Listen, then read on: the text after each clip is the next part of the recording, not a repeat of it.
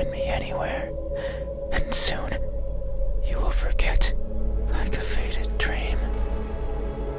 I know you're not asleep. You listen with those tiny ears of yours. They look so fragile, like I could almost grab them. Put my fingers around them and tear them off. If I do, will you scream? Will I hear your voice? It was a joke. I'm joking. Don't be scared. Hey, how do you think my eyes look when our gazes finally meet? What will you find? Answer me. They look empty. That may be so. The eyes are the window to the soul. That's what someone told me long ago. They said that the soul was holy, bright, beautiful. Every person has one, both the good and the evil. But that person said I was the exception, that something like me couldn't possibly own something so holy, so bright, so beautiful. They looked inside of me, took a deep breath, and announced their conclusion with great fatigue. Their eyes that could see it all, couldn't find anything in there. I'm sure that if you were to cut me apart, not even blood would flow out, even if I felt it sometimes crawling through my veins. Maybe that's why I've never seen myself before, because I'm empty. But isn't that something to be grateful for? Because if I were to look and find nothing there, then surely I would feel disappointed. By not looking, I can ease myself of that pain. So maybe this is for the best. I can't remember who was the first to recite these words to me, nor the second, nor the third, nor the several others who came after. The only thing I remember is that they looked as empty as I did to them. Hey, have you ever felt so empty, so devoid of what makes everyone special, that you've embraced the void as your own? Have you? These eyes, are these my eyes? A good answer. Yet there is only one way to know the truth. Open your eyes, so you won't look at me, even though your eyes are so pretty. I can't see them, but I can imagine them behind their veil of flesh, round like pearls and shiny like jewels. So pretty. It's fine.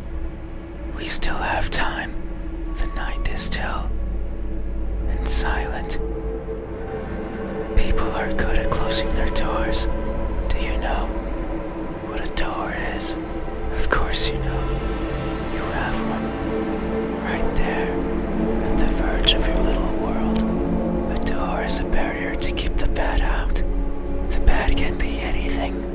A bad person, a bad smell, and sometimes me. I can't open doors. I find them tricky. Should I push or pull? Should I turn the knob left or right? Should I try to take it off its hinges? Should I chip away at it, hoping it will fall apart? And what happens when it opens? Do I close it behind me? Do I keep it open? But that might be rude to the person who had it closed. But then, how do I get out? And what happens if the wind pushes it close? What then? So many options, so many things that could go wrong. Whenever I stand in front of a closed door, it paralyzes me. I stare at it for a long time and think of my excuses, because that's all they are. What bothers me the most about closed doors is the idea they exist to keep me out.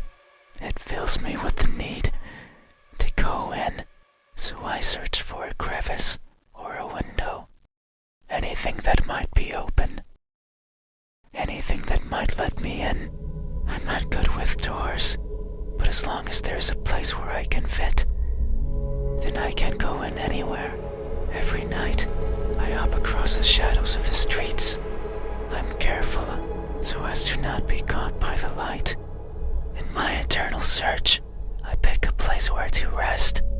I slip in and spend the night wherever is comfortable, without alerting anyone. Usually it's a cellar, an attic, anywhere with dust, with dirt. I feel at home there. But sometimes, just sometimes, an urge swells inside of me. The urge to be seen. So I search hard for a door that's open, for an entryway covered in darkness, and for someone to be at the other end, awake, as if expecting me. But you won't look at me, even though you had your door open for visitors. Why is that? Are you afraid? Do I scare you? No, that can't be it. We have been chatting for so long. You haven't chased me out. That means you welcome me. So I'm certain that if I were to reach out my hand, you would reciprocate and grasp it. I'm sure your hands are warm. So very warm. Because people are always warm. Hey, how do my hands look when my warmth finally meets yours? How will it feel? Answer me.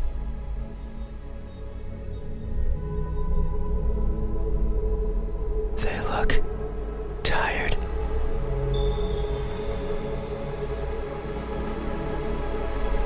That may be so. These fingers of mine have touched so many things. They are always stretching forwards, reaching out for something. The tip of my fingers dance over the surfaces that I travel, and their sensations reach the core of my brain, be it the softness of the first spring flowers, or the roughness of a wall made out of rubbish. Caressing, grabbing, clawing. No matter the time of day, no matter if I'm awake or asleep, as if they had a mind of their own. Even now, they clutch onto the fabric of your bed sheets. They like how these thousands of threads intertwine with each other. The rustle of fabric against fabric, of skin against skin is irresistible. They want more. They want to feel closer, to have it between them and around them, more and more and more. Sometimes, however, they can't reach as far as they'd like. That's when I lend a hand. I take over and stretch, stretch, stretch, and they grow. Maybe just the length of a fingernail every time, but they grow, just so they can reach out, clutch what they want, and then throw it aside, discarded, and forgotten. That's why they are tired, because they never stop seeking, and most likely never will. Hey, have you ever stretched your fingers to grab a hold of something important, only to learn that it's been long out of your grasp? Have you? These hands, are these my hands? A good answer. Yet, there is only one way to know the truth. Open your eyes. So you won't look at me, even though my hands could be the same as yours. Think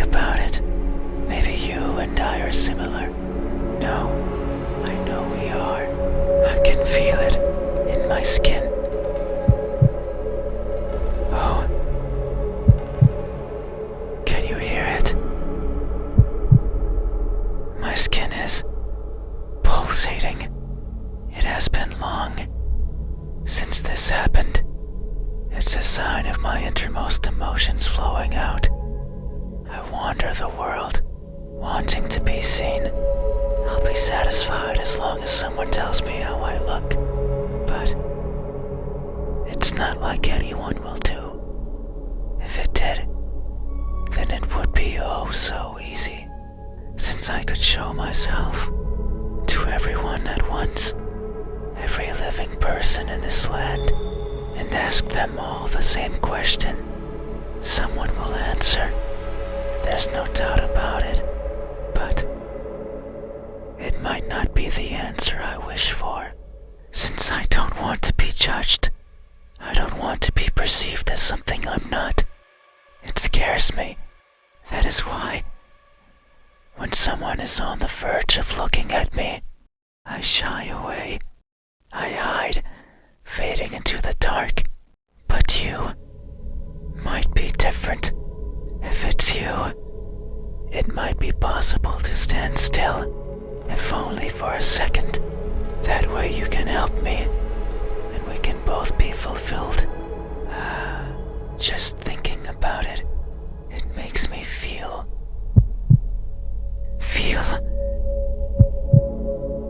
something. I cannot describe it. I am not good with words. There was a person in my past who taught me to speak like a person. They were not good at it either, and thinking back on it, they certainly didn't enjoy it. To teach a wordless being how to talk must be a challenge. Yet, they did, simply because they could. It is weird to remember, because it makes me think of why I want to be seen, and I am not. Sure, I don't care much for my appearance. I don't want to be judged. But if that were it, I could easily stay out of sight. So why is it? Why do I want someone to recognize me so much? Maybe it's only because I can. Because everyone gets to be recognized. But me. But I will. Soon. Once you open your eyes. There it is again. Just thinking about the moment you unveil your sight onto me, and you finally take those bed sheets off your body, and you inspect every crevice of mine, and you finally open those tight lips of yours to let me hear what I am, and to maybe even give me a name. It makes me feel, but I don't know what. Surely it would be evident if you were to look at my face. Hey, what does my expression look like when that veil of uncertainty finally disappears? What will we convey to each other? Answer me.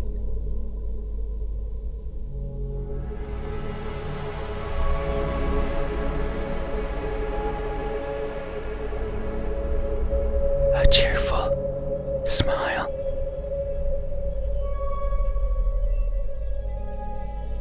That may be so.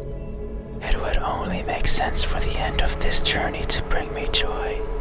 It has been so long.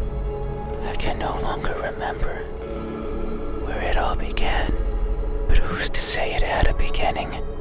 Maybe the starting point is that faint memory. The earliest one I can recall. I was walking, and for some reason, it was daytime. I rarely travel during the daytime, only when the fear of being seen isn't there. So I must have believed that was the case. But it's strange, since the place I was walking through was a city, one full of people. I couldn't see them, but I knew they were there, hiding in the shadows, with their backs against the dirt, completely motionless, completely silent, living in wait of their deaths. And what's more, none dared to look at me. Did they even know I was there? Maybe they did not care. All I remember is feeling a certain kinship towards the hidden inhabitants of that settlement.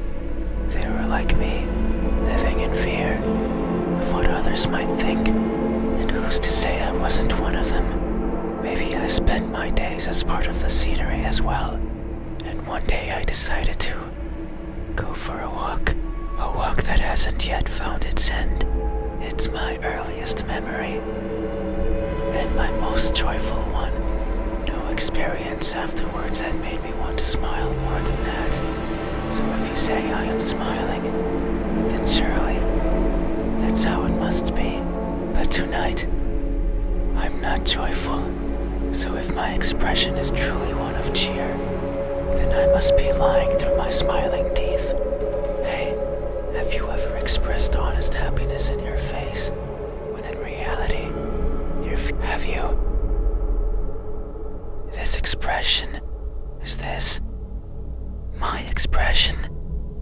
I see. Thank you. You have truly helped me tonight. These are my eyes. These are my hands. And this is my expression. I consider these my most treasured features, and you have helped me picture them all. No one has done this for me. I feel a connection with you, one born out of honest gratitude. But there's one step left. You need to make sure of the truth. It is the only way to finally understand each other. So please, I beg of you, open your eyes. No. I see. I understand. No, it's fine. You have still helped me by answering my questions. No one has done that for me before, so I have no right to ask for anything else. No, that is a lie. Ever since I stepped into this room, you have refused to engage with me. Not even once. Not even once, not even once, not even once, not even once, not even once. Not even once. Did you open your eyes? Not even once. Did you look at my face? You stayed there, acting as if you were asleep, feigning ignorance and not moving an inch. At times making me believe that our conversation was just in my head. You haven't opened your mouth, but you didn't need to. I can hear far, far beyond what most others can. And I can see further than what others would consider the dark, empty bottom. That's why I know that I wasn't wrong. You are, like me.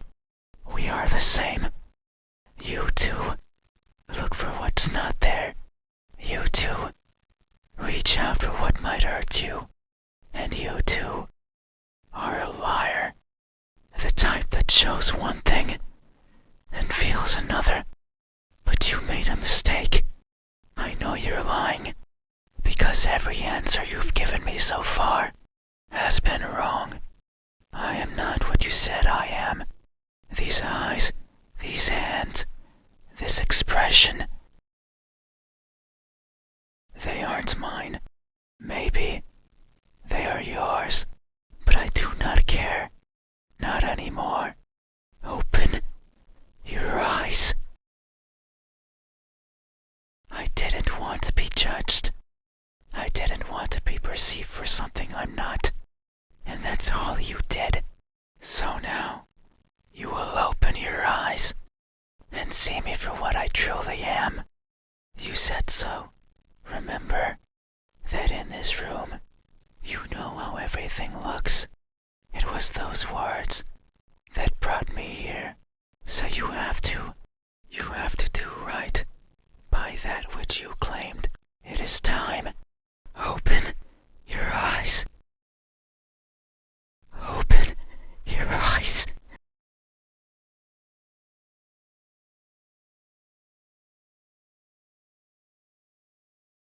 You had your chance.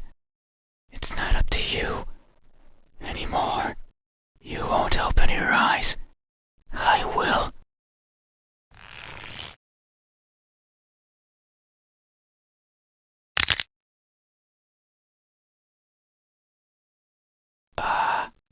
Your eyes are as beautiful as I imagined. Tell me, my new friend, what do you see?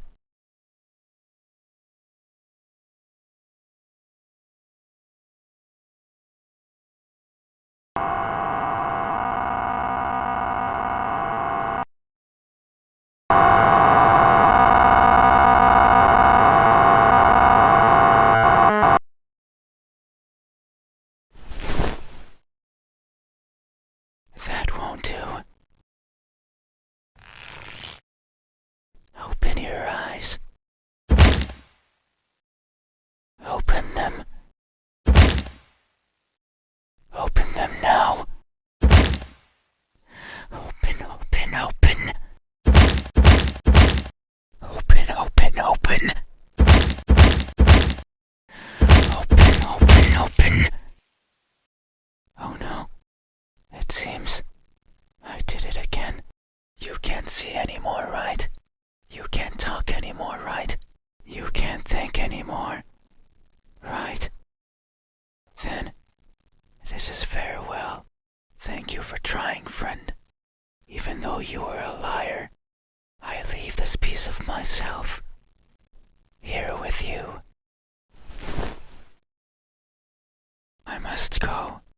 I must look for the right person. Someone who can tell me how I look. Someone who can explain